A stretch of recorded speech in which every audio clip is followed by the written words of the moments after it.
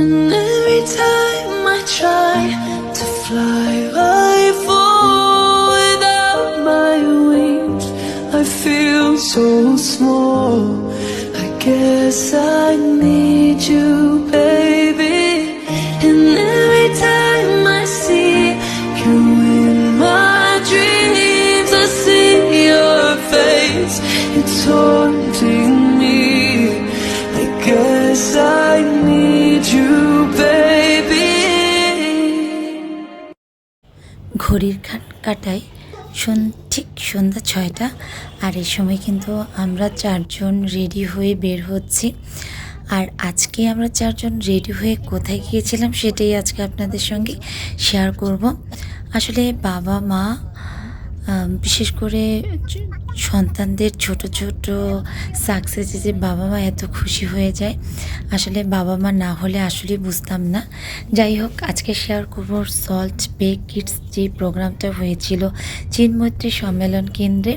সেখানে রোজা নাচে কিন্তু এক্সিলেন্ট পারফর্মার হয়েছিল। সেই সুবাদে আমাদের যেহেতু ওদের একটা বিশাল বড় একটা প্রাইজ সেরেমনির অনেক সুন্দর একটা প্রোগ্রাম আয়োজন করেছিল, তাই রোজাকে নিয়ে চলে এসেছিলাম চিন্মৈত্রী সম্মেলন কেন্দ্রে। আর সেখানে এসে কিন্তু অনেক ভালো লাগছিল, কারণ ঢোকার সময় আয়োজনটা ছিল খুবই সুন্দর। তারপর আমরা ৪ জন ঢুকে গেলাম। আর আমার ২ মেয়ে তো ভীষণ খুশি ছিল, আর সঙ্গে সঙ্গে আমার একটু সেলফিও তুলে নিলাম। আর এখানে কিন্তু অনেক খাবারের ব্যবস্থা ছিল, তাই আমি একটু ফুচকা খেয়ে নিলাম। তারপর হচ্ছে সন্ধ্যা ৭টার দিকে প্রোগ্রাম শুরু হওয়ার কথা ছিল, তাই আমরা চলে গিয়েছিলাম কনভেনশন হলে। আর সেখানে যাচ্ছিলাম। আর রোজারাফা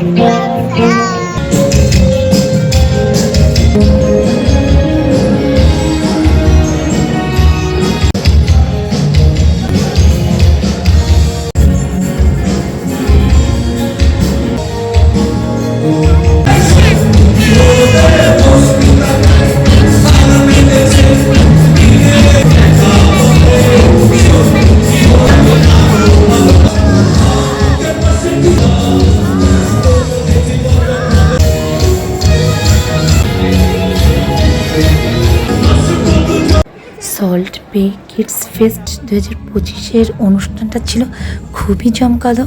আর এসে কিন্তু খুবই ভালো লেগেছে, বিশেষ করে বেবিদের জন্য। বেবিরা কিন্তু অনেক এনজয় করেছে। সেই সাথে আমরা যারা প্যারেন্টস ছিলাম তারাও কিন্তু কম আনন্দ করিনি। যাই হোক, আমার পুরো প্রোগ্রামটাই দেখার খুবই ইচ্ছে ছিল। সেই সাথে ওর পাপা রোজা ৩ জনেরই। যাই হোক, রাফার জন্য আমরা কিছুক্ষণ দেখার পর আর বসে থাকতে পারিনি। প্রাইজ সেরেমনি শেষ করে কিছুক্ষণ অনুষ্ঠান দেখার পর আমরা বের হয়ে গিয়েছিলাম। আর বের হওয়ার পর ভাবলাম এত সুন্দর লাইটিং ছিল, এত সুন্দর করে সব কিছু গুছানো ছিল, তাই ভাবলাম কিছু ছবি তুলে নিয়েছি। আর তারপর হাঁটতে হাঁটতে যখন বের হচ্ছিলাম, বাইরের ভিউটা এত ভালো লাগছিল। আর আমি হাঁটছিলাম আর ভিডিও করছিলাম। আর এদিকে আমার মেয়ে ক্রেজ পেয়ে কিন্তু একদমই হাত থেকে ছাড়েনি। সে বারবারই আমাকে দেখাচ্ছিল, তার বাবাকে দেখাচ্ছিল। খুবই ভালো লেগেছে প্রোগ্রামটা। আর বেবিরাও খুবই এনজয় করেছে, তাই ভাবলাম যে একটু অনুষ্ঠান শেষে কি করেছি সেটাও শেয়ার করি। অনুষ্ঠান শেষে যখন চলে যাচ্ছিলাম, আমার 2 মেয়ের তো প্রচণ্ড খিদে পেয়ে গিয়েছে, তাই ওর পাপা আমাদেরকে নিয়ে চলে আসলো কেএফসিতে। যেহেতু বরাবরই আমার 2 মেয়ে কেএফসি পছন্দ করে। আর এদিকে কিন্তু রোজা ওর যে প্রাইজ আর ক্রেজ যে পেয়েছে সেটা নিয়ে সে খুবই এক্সাইটেড ছিল।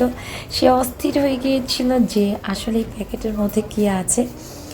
তারপর ওকে অনেকক্ষণ বুঝালাম, চলো একটু ছবি তুলি, তারপর আমরা যখন বাসায় যাব তারপর আমরা আনবক্সিং করব। তারপর আমরা যে খাবার অর্ডার করেছিলাম সেই খাবার খেলাম।